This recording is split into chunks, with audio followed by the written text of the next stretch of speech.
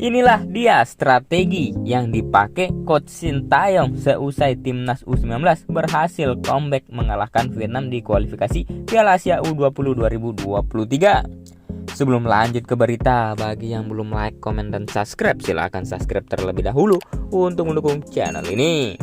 Timnas Indonesia berhasil menumbangkan Vietnam dengan skor 3-2 di Stadion Gelora Bung Tomo atau GBT pada hari Minggu 18 September 2022.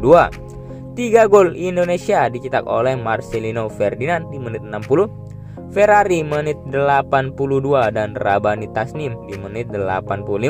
Sementara 2 gol Vietnam dicetak oleh Ferrari menit 66 dan Dinh Xuyen Tien di menit 79.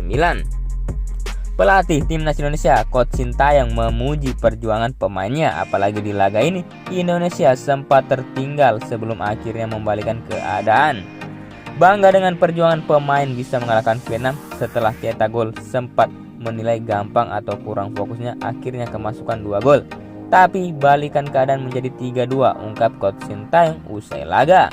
Artinya tim Indonesia semakin kuat walaupun kemasukan 2 gol dan awal kalah, tapi bisa balikin. Terima kasih pemain dan saya sangat bangga, tambahnya. Pelatih asal Korea Selatan itu juga menyadari bahwa salah satu kunci kemenangan dari laga ini karena efektifnya pergantian pemain. Terbukti 2 gol yang tercipta pada laga ini diciptakan oleh 2 pemain pengganti.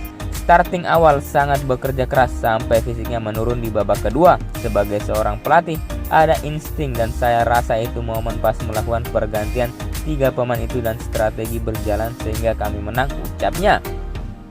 Termasuk baru memasukkan Marcelino Ferdinand di awal babak kedua. Coach Sintayong katakan itu bagian dari strategi, apalagi sisi fisik ia belum 100%.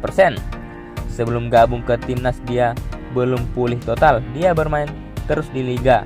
Itu alasan kenapa Marcel hanya bermain 45 menit. Kemarin sudah saya beritahu bahwa Marcel baru akan dimainkan di babak kedua agar dia persiapan dirinya di babak kedua, kata Coach Sintayong.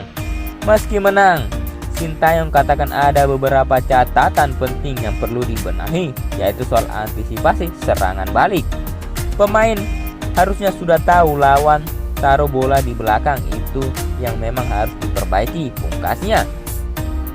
Kemenangan 3-2 atas Vietnam memastikan Indonesia menjadi juara grup F kualifikasi Piala Asia U20 2023 dengan raihan 9 poin.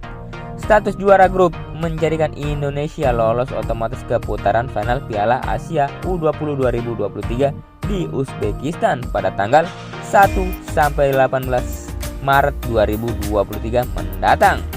Bagaimana pendapat kalian Konco Lovers? Terima kasih sudah menonton video ini. Salam olahraga.